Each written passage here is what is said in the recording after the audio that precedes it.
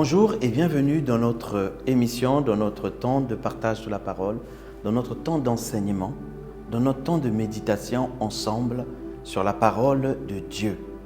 Alors nous allons prier pour recommander ce moment. Seigneur, notre Père, notre Dieu, toi qui es le Créateur du ciel et de la terre et de tout ce qui vit. Nous te disons merci pour la vie que tu nous donnes ce matin. Nous te disons merci parce que tu es avec nous.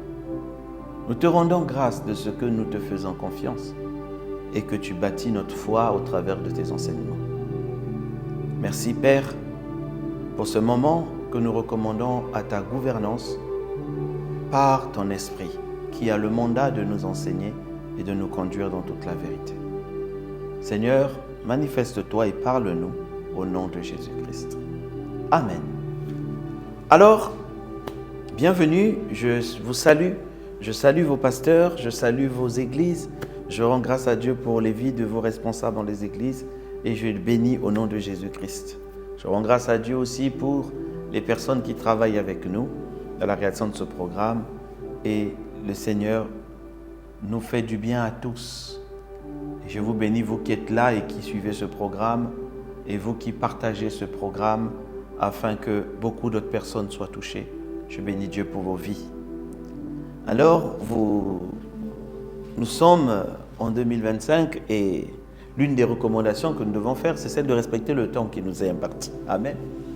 Et c'est ce que nous allons essayer de travailler pour ma part. Depuis le début de cette année, le Seigneur nous a parlé de la foi. La foi comme étant le moteur même de l'action ou de la réussite de tout ce que nous avons sous la grâce, car la Bible dit, nous avons cru en Seigneur Jésus-Christ qui, dans le livre de Romains 5, versets 1 et 2, que la Bible déclare que le Seigneur Jésus-Christ, étant donc justifié par la foi, nous avons la paix avec Dieu en Seigneur Jésus-Christ, en qui nous devons d'avoir eu par la foi accès à cette grâce dans laquelle nous me renferme et nous nous glorifions dans l'espérance de la gloire de Dieu. Donc, la foi nous donne accès à la grâce pour que nous puissions saisir la grâce. Et la grâce est abondante, elle est disponible. Elle est disponible encore plus cette année pour vous et pour moi. Mais c'est notre niveau de foi qui va permettre que nous puissions saisir le niveau de grâce ou voir la grâce se manifester. Parce que la foi est le bras qui saisit la grâce dans l'invisible et la rend visible dans le monde physique. Alors, beaucoup d'entre nous, le Seigneur nous a parlé que les saisons d'accomplissement sont déjà engagées. Et même d'autres, excusez-moi de vous dire ça, ça va vous faire mal. Peut-être que la fin de la saison, de la manifestation de ce que Dieu a dit est en train d'arriver. Mais la Bible dit dans le livre de Hébreux 4 au verset 2, « Car cette bonne nouvelle qui leur a été annoncée ne leur servit à rien parce qu'elle n'a pas trouvé la foi auprès de ceux qui l'ont entendu. » Alors, la Bible déclare qu'il nous faut la foi pour saisir ces choses. Et notre grand problème souvent est de construire la foi. Nous avons beaucoup prêché sur l'importance de la foi, mais il nous faut prêcher sur comment grandir la foi. Et c'est ce que le Seigneur a commencé à faire depuis quelque temps. Alors, la dernière fois, le Seigneur nous a parlé de croire ou d'avoir la foi. Que la foi, c'était un moment ponctuel et croire, c'est ce qui nous est demandé. Nous devons croire constamment et continuer à croire. Mais c'est ce qui ne nous empêche pas que notre foi est posée par des actes sur le moment où nous croyons. Et nous devons avoir une attitude qui change, des actes qui changent. Nous avons parlé de ce témoignage-là, de la femme qui était malade et de cet homme qui s'était cassé la cheville ou le tibia et qui n'arrivait pas à poser son pied, mais qui, les actes posés, ont montré qu'ils avaient la foi. Alors, il ne consiste pas seulement qu'à dire la foi, mais à avoir les actes que vous posez qui sont associés. Et le Seigneur nous a dit de croire. Et c'est là notre problème. Souvent, le temps a raison de nous. Alors, nous devons continuer à croire. Parce que Jésus a dit, si vous dites à cette montagne, ôte-toi, jette-toi de la mer, si vous ne doutez pas dans votre cœur, mais vous croyez que ce que vous avez dit arrive, vous le verrez s'accomplir. Si ça arrive, c'est que ce n'est pas encore devant nous. C'est en train d'arriver. Et nous le verrons s'accomplir. Il y a une attitude qui dit de croire que cela arrive. Jésus a dit, mais crois que ce qu'il dit arrive. Ça veut dire que c'est sur le chemin. Donc je me prépare déjà parce que ce que Dieu a dit arrive. Oh, mais mon gars, il n'y a rien. Ça arrive. Il dit, il le verra s'accomplir. Donc tout ce que Dieu t'a dit sur ta vie est en train d'arriver. Je te dis au nom de Jésus que c'est en train d'arriver. Crois et continue à croire. Continue à croire. Dans notre langage actuel, je vous dirais que la foi se manifeste en croyant. Pour que vous ayez un résultat de foi, vous devez croire.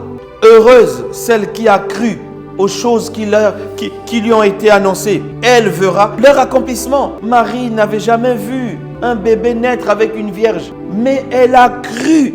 Elle a continué à croire jusqu'à ce qu'elle a vu son ventre commencer à pousser. Et elle a cru jusqu'au bout, jusqu'à ce qu'elle a accouché. Heureuse celle qui a cru. C'est aussi par la foi que Sarah crut en la fidélité de celui qui avait fait la promesse. C'est ainsi qu'elle fut être rendue capable de concevoir. Isaac est venu de la foi d'Abraham, mais surtout de la foi de Sarah. C'est Sarah qui devait croire qu'à son âge, elle pouvait avoir. Et elle a cru, elle a dit le Dieu en question, il est fidèle, j'ai vu, il va faire. Et puis, boum!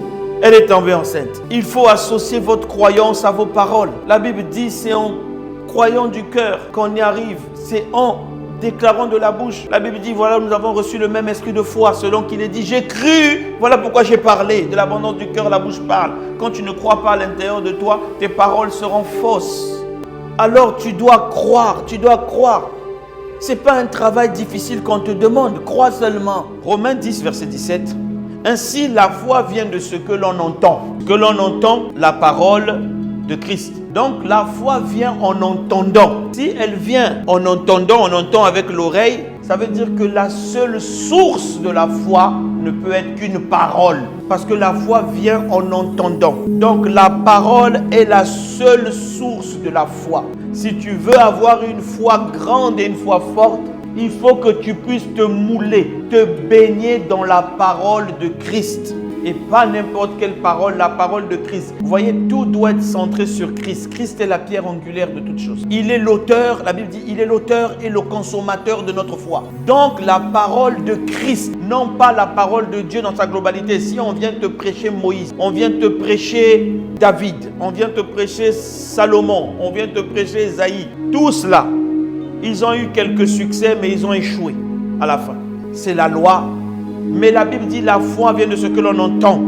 Et que l'on entend la parole de Christ. Si tu es quelqu'un où tu es entouré de menteurs, il n'y a que des menteurs. Tu as eu des parents menteurs, tu as eu des amis menteurs qui te disent une chose, ils ne font pas. Ça, tu as du mal à croire que Dieu, quand il dit, il fait. Quand tu as eu des gens qui, lorsqu'ils t'ont dit quelque chose, ils ont commencé à poser les actes contraires. Ils te disent je t'aime, mais ils posent des actes contraires, des actes de destruction, des actes pour te faire mal. Et que tu as vu au final, ces personnes-là, c'était des menteurs.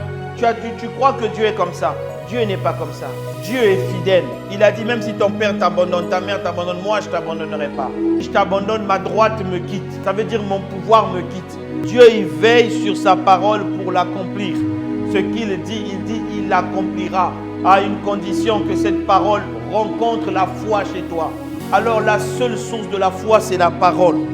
Il faut que toi-même commences déjà à prendre l'engagement de respecter tes paroles. Et tu auras plus de foi en croyant que Dieu respecte. Dis-toi que chaque fois que je prends un engagement, je le fais. Et tu vas voir que Dieu, lui aussi, quand il prendra les engagements chez toi, tu n'auras pas du mal à croire qu'il va le faire. Alors le Seigneur veut que l'on croie et que l'on croit en la parole.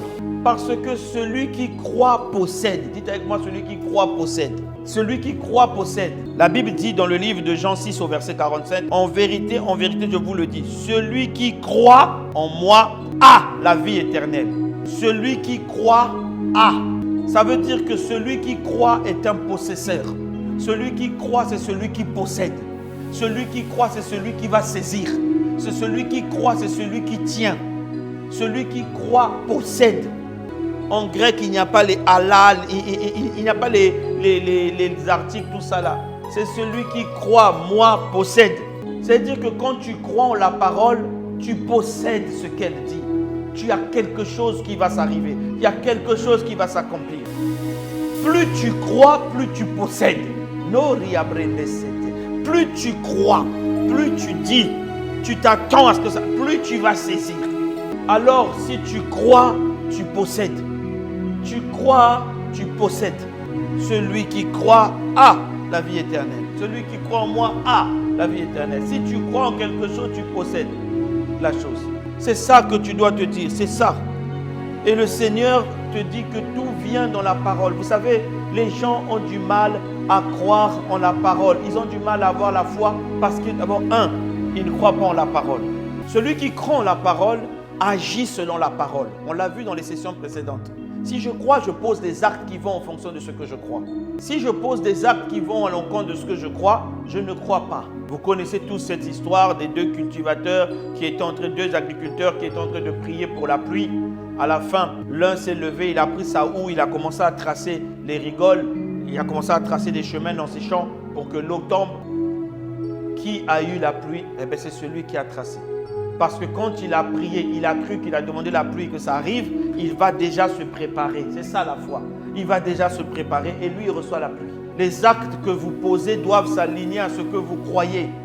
Vous savez, il existe ce qu'on appelle l'approbation morale. Je pense que j'en ai déjà parlé. L'approbation morale, c'est comme un principe de reconnaissance intellectuelle, rationnelle des valeurs bibliques. Je dis, je reconnais que Dieu est Dieu. Je reconnais que Dieu guérit. Je reconnais que ne pas mentir, c'est bien. Je reconnais ce qui est dit à l'Église.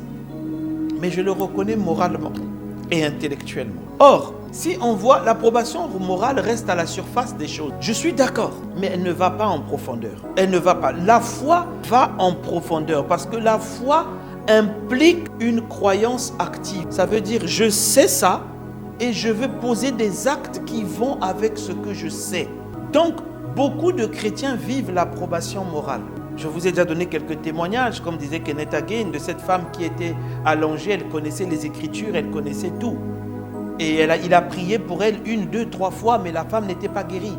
Et quand il part demander, Dieu lui dit oui, elle accepte les Écritures, mais elle ne croit pas aux Écritures. L'approbation morale. Ça veut dire que quand il vient, il dit à la dame, elle dit, bon, on va prier aujourd'hui. Il lui dit, non madame, que dit la Bible? La Bible dit ça, ça, ça. Il connaissait les versets. Il dit, mais pourquoi donc tu es assis? Si tu crois en ça, pourquoi tu es assis? Pourquoi tu es couché? Elle regarde Kenneth et puis elle dit à Kenneth, ok, sortez de ma chambre. Il est sorti de la chambre. 5 minutes après, la femme marchait. Elle est sortie, elle était guérie. Parce qu'elle s'est dit, si je crois, il faut que je marche. Elle s'est mise debout, la maladie est partie. Ça veut dire que l'approbation morale, beaucoup d'entre nous, nous croyons en Dieu. Beaucoup d'entre nous, nous savons que Dieu fait de grandes choses. Nous l'avons vu agir dans la vie des autres. Mais beaucoup ne croient pas que Dieu peut faire ça dans leur vie. Beaucoup. La foi implique une croyance active et une force qui nous pousse à agir. Une force qui nous pousse à poser un engagement profond.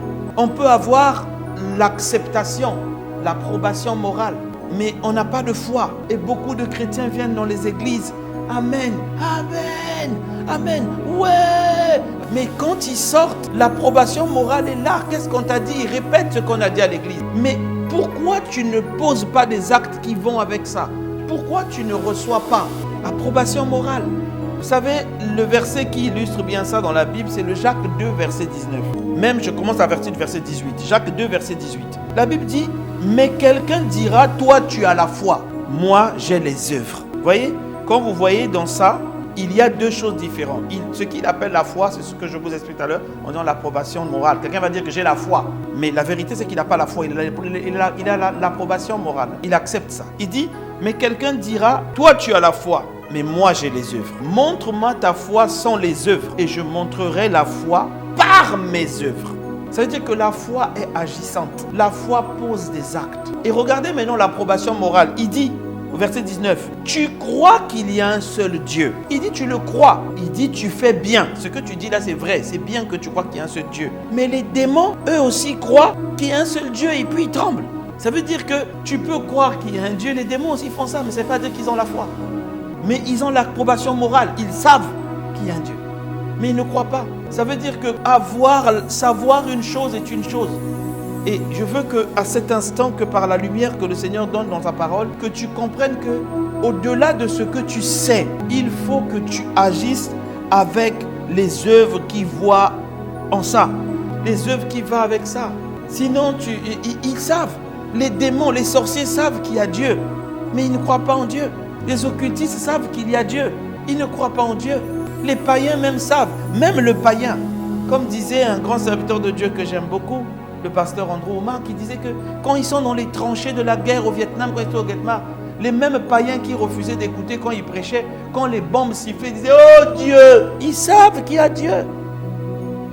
Ils savent qu'il y a Dieu. Mais ils n'ont pas la foi, ils ne croient pas.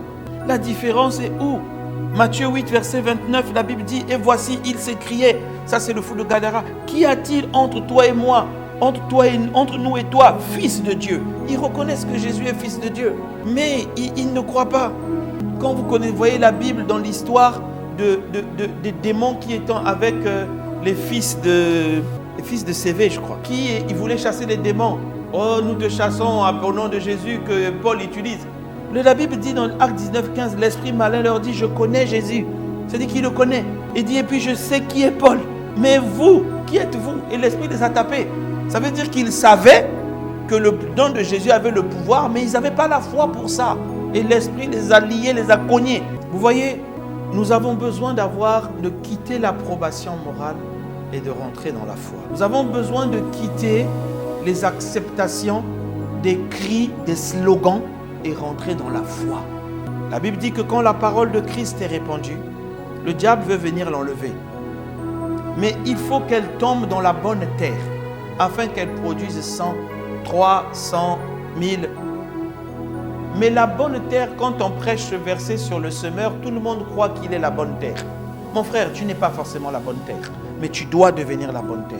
La bonne terre, c'est celle qui prend la parole et qui la fait vivre, qui la saisit et qui la travaille avec. C'est celle qui pose les actes de foi, les œuvres de la foi. J'ai cru, j'ai parlé, j'ai cru, j'ai agi, j'ai cru. La grâce est disponible à volonté et nous voulons triompher. Nous voulons triompher. Si nous restons dans l'approbation morale, nous ne sommes pas différents des philosophes qui racontent des théories, ils croient en leurs théories, mais après, derrière, quand vous voyez leur vie, ça ne ressemble même pas à leur théorie. Mais ils sont là, ils les défendent. Si nous restons dans l'approbation morale, nous allons ressembler à des païens. Les païens croient aussi qu'il y a Dieu quelque part, mais ils ne croient pas. Ils ne croient pas avec les œuvres et les actes de la foi. Nous devons quitter une étape pour rentrer dans la foi agissante. Et pour cela, il nous faut avoir les bases. La Bible dit dans le livre de 1 Jean 5, verset 4, « Parce que tout ce qui est né de Dieu triomphe du monde. » Si tu es né de Dieu, je te dis que tu dois triompher du monde. Le monde ne peut pas te gagner. Même s'il t'a pris une fois, il t'a plongé dans l'eau, tu vas sortir. Même si tu as glissé, tu es tombé, tu t'es sali, tu vas te relever, tu vas te nettoyer. Tout ce qui est né de Dieu triomphe du monde. Mais la suite donne la clé. Il dit, et la victoire qui triomphe du monde, c'est notre foi. Donc même quand je vous dis, si tu as glissé, tu vas te relever, tu vas avancer, parce que je crois que tu vas avancer. Je crois que tu n'es pas appelé à rester là où tu es. Tu n'es pas appelé à rester dans ce tombeau. Non, il est ressuscité avec nous. Tu ne peux pas rester, même si tu ne veux pas avancer. Le puissant et glorieux Saint-Esprit va te faire démarrer. Ce qui triomphe, c'est notre foi. La Bible dit, mais la victoire qui triomphe du monde, cette victoire-là, c'est notre foi. C'est notre foi. Il faut qu'on ait la foi qui triomphe du monde. Il faut qu'on ait la foi qui avance. Donc, pour triompher du monde, tu n'as pas besoin de puissance. Excuse-moi, mais tu as déjà la puissance, je rends grâce à Dieu pour ça. Tu n'as pas besoin, tu as besoin de faire grandir ta foi. Tu as besoin d'être reconnu comme étant un homme, une femme de foi. Et tu le sauras au nom de Jésus.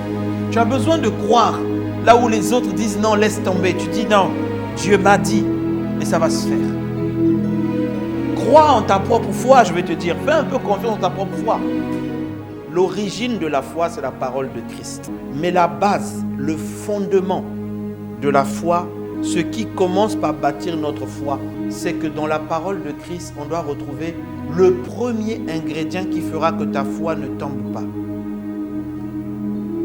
Si la grâce est venue par Jésus-Christ, il faut aller trouver dans la Bible qu'est-ce qui fait que la grâce soit venue par Jésus-Christ. La Bible dit, Jean 3, versets 14 à 16, que vous connaissez bien. Et comme Moïse éleva le serpent dans le désert, il faut que le Fils de l'homme soit élevé, afin que quiconque croit en lui ait la vie éternelle.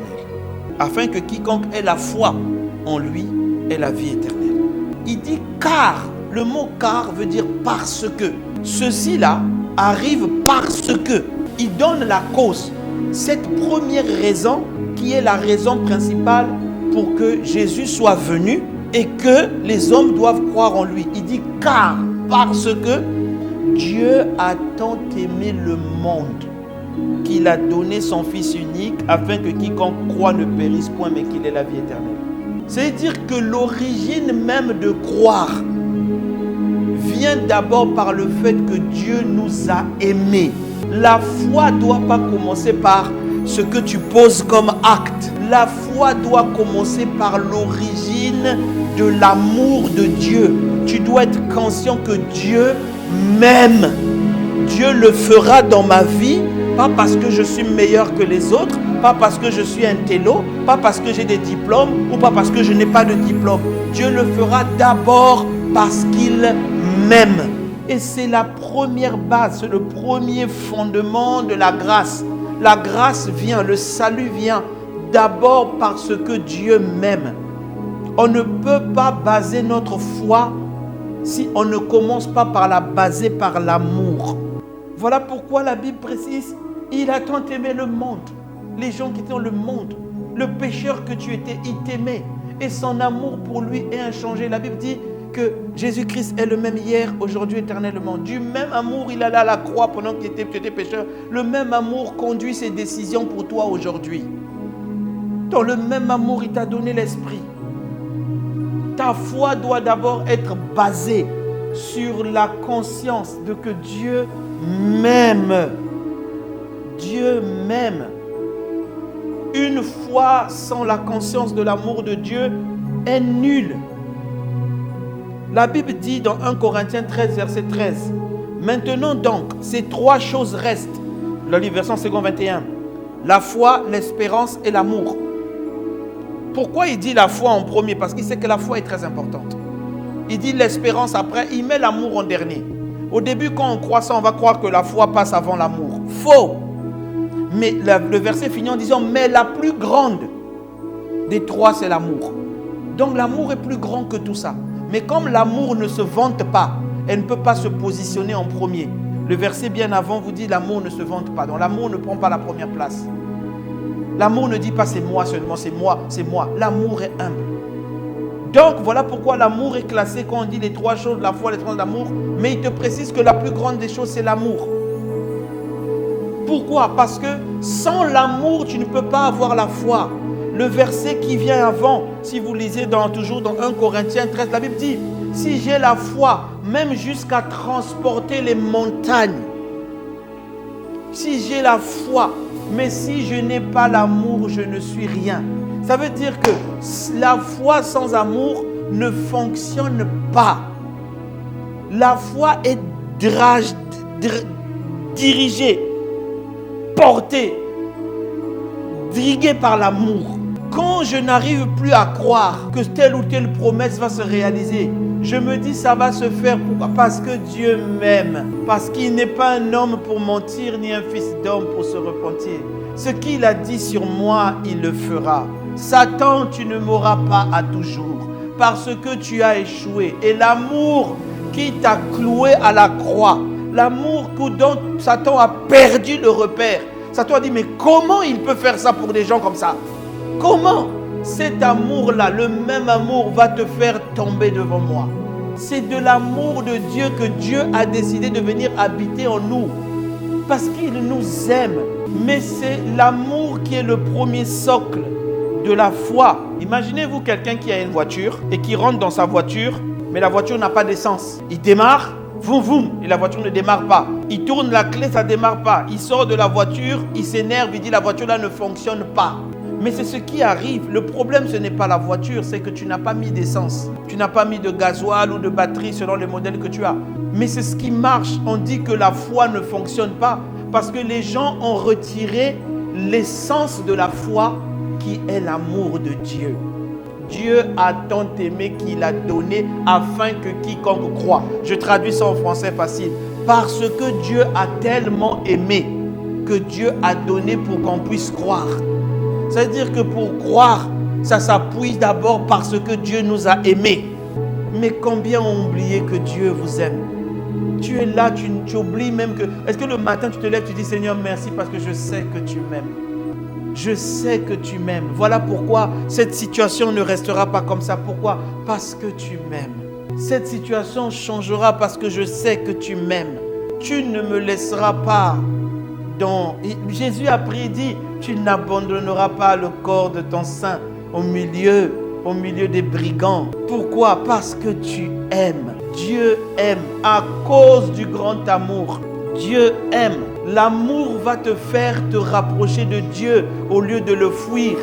L'amour va te faire, quand tu as eu un problème, tu vas dire non, je repars devant mon Père, je vais pleurer à lui. Je n'ai que lui. Je n'ai que lui. L'amour va augmenter ta foi. 1 Jean 4, verset 18 dit, la crainte n'est pas de l'amour, mais l'amour parfait bannit la crainte, car la crainte suppose un châtiment. Et celui qui craint n'est pas parfait dans l'amour. Pour nous, nous l'aimons. Pourquoi? Parce qu'il nous a aimés le premier. Il nous a aimés le premier. Il nous a aimés le premier. L'amour de Dieu doit être l'essence de notre foi. Je crois en Dieu parce qu'il m'aime. Je crois en Dieu parce que tous les matins, quand il me donne le souffle de vie, il me démontre son amour pour moi. Il me dit, Marc, ce n'est pas fini. Lève-toi, avance encore. Dieu nous aime. Dieu t'aime, mon frère. C'est ça qui doit être... Tu dois te lever. Pas, je ne dis pas... vous savez, quand je prêche la parole, par la grâce de Dieu, je fais la différence. Je ne vous dis pas que vos actes ne comptent pas. Je vous dis que ça compte tellement petit devant l'amour de Dieu. Les plus beaux actes que vous pouvez poser, les plus belles choses que vous pouvez faire, ne sont que la boue devant le Seigneur. Si vous enlevez l'essence qui est lui-même l'amour de Dieu. La Bible dit dans le livre de 1 Corinthiens 13, si je prie en langue, je chasse les démons, j'ai la puissance, j'ai ceci, cela. Si je le fais par orgueil, il n'y a pas l'amour, je suis rien. Voilà pourquoi l'amour est le drive, c'est le fondement de la foi. C'est la base même de la foi. Dieu a démontré son amour en donnant tout ce qu'il avait de plus grand pour nous. Ce que Dieu avait de plus grand, c'était lui-même. Ce que Dieu avait de plus grand, c'est Jésus. Mais la Bible dit dans le livre de Romains 8, au verset 31, « Que dirons-nous donc à l'égard de ces choses? Si Dieu est pour nous, qui sera contre nous? » Lui, on vous explique toujours le pourquoi. Quand Paul écrit ça par l'Esprit, il dit, qui sera contre nous? Il pose une question. Il dit, pourquoi je vous dis ça? Parce que lui qui n'a point épargné son Fils, mais qui l'a livré pour nous. Dieu a donné Jésus pour que Jésus soit crucifié nu pour toi. Dieu a donné Jésus pour qu'il ait les pieds percés, les mains percées pour toi. Pour qu'il soit fouetté, humilié jusqu'au dernier niveau pour toi. La Bible dit, comment ne nous donnera-t-il pas aussi toutes choses avec lui? Satan, tu es qui pour venir me bloquer? Qu'est-ce que Dieu ne me donnera pas avec lui? Il a déjà donné Jésus. C'est la guérison? Non. C'est quoi? La richesse? Non. C'est la connaissance de la parole? Non. Il va tout nous donner, tout. Il a déjà donné ce qu'il avait de plus cher. Il a sacrifié son fils. Il avait dit à Abraham, tu n'as pas hésité à donner ton fils, moi aussi je donnerai le mien. Pour l'humanité. L'amour de Dieu doit être bien assis au-dedans de toi. Parce que c'est ça qui, dans les moments où tu es couché malade, tu vas dire, je serai debout. Pourquoi? Parce que Dieu m'aime. L'amour de Dieu est plus grand que tout. L'amour de Dieu doit être le socle de notre foi. De notre foi. De notre foi. On va s'arrêter là pour aujourd'hui.